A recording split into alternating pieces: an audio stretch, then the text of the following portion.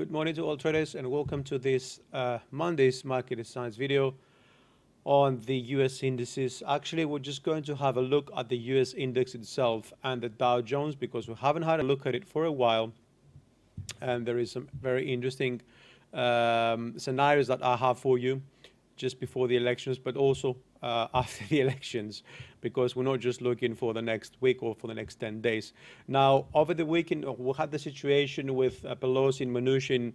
I wouldn't say escalating because there is no response from Mnuchin, but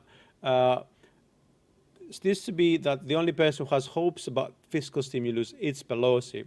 She, all the deadlines that she's put ahead have been really ignored.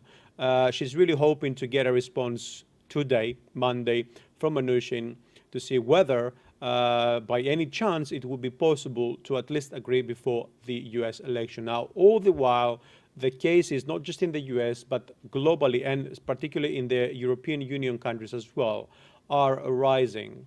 And that is despite, of course, all the measures that have been, we have seen taken over the past few days. It's very likely that we're going to see more measures taken on. Actually, Spain already started with new curfews, and there is more to follow suit. The week is very busy. We have the interstate decision from Canada, from ECB. We have the EU summit. We have GDP numbers from the US, from Europe, like Germany and France, from Canada, from Mexico. It's going to be very volatile, and that is also building up to the US elections, which are next Tuesday, right? Now, coming to the US election, it looks like Biden is leading the polls so far. We do not know, obviously, what the result is going to be, and we cannot really trust the national polls as well after knowing what really happened with Hillary Clinton. And now, on top of the elections, we also have this week, like Apple, Alphabet, Amazon, Facebook, Microsoft, they all reporting their quarterly report. So it's going to be a highly volatile week, in my opinion. The only glimpse of good news, an antidote that has been trialed on elderly people, combined attempt by AstraZeneca and University of Oxford that has actually shown good results for elderly people.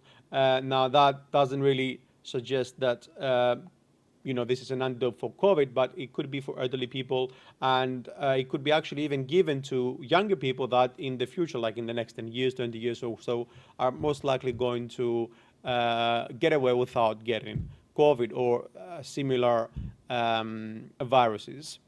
Now, when I start with the index, because last week we saw actually equities going down, the dollar going down, and this really happens when there is really bad negative sentiment for the US dollar.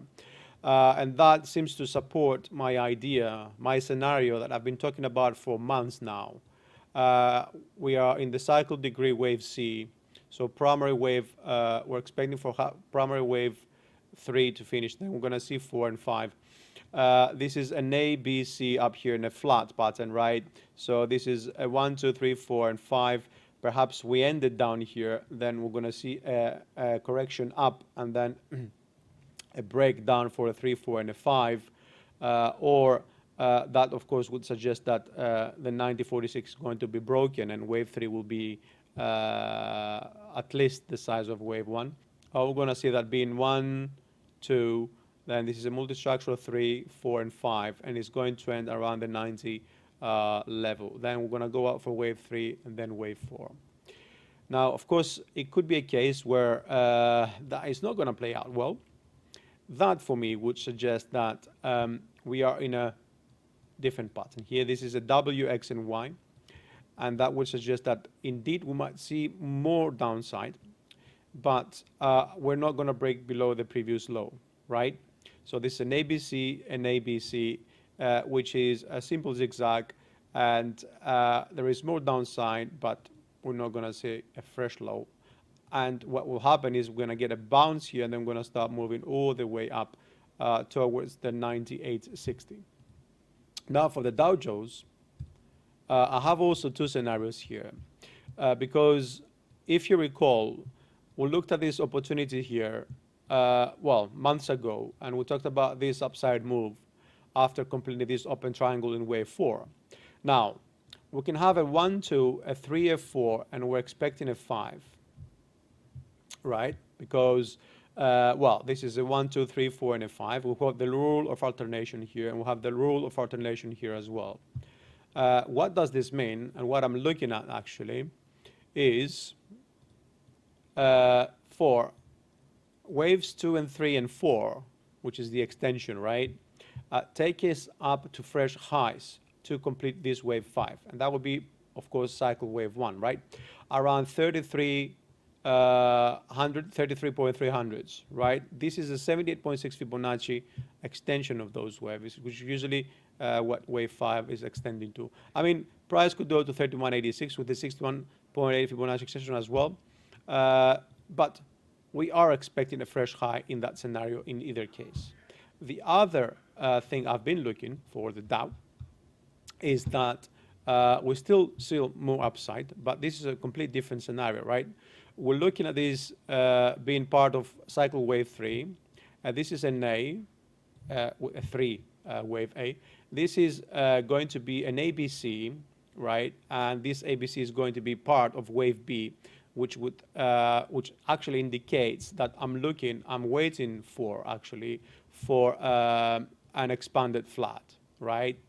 That means that this upside move could take us to 34.16, which, by the way, is even higher to the previous scenario that we looked. Or what I'm implying here is that even if we see more upside, we should still take this view into consideration, because we could still moving in an ABC move up to the 34.16. So it will be that level that we're going to know with more accuracy where this is going to be a wave B or a wave 5 for a 5, right? Now, in case we get B up here, this is actually a B in a C, right? So B in primary, we're going to see a 5 wave move to the downside. 2092, and yes, it will be a running flat, right? An expanded flat, though, will take us down to 1100s, okay? Which is going to be a very, very, very deep decline for primary wave, cycle wave 4, and then we're going to see prices again moving higher for wave 5. That is going to break, of course, above fresh highs. So thank you for watching, and we'll speak again tomorrow.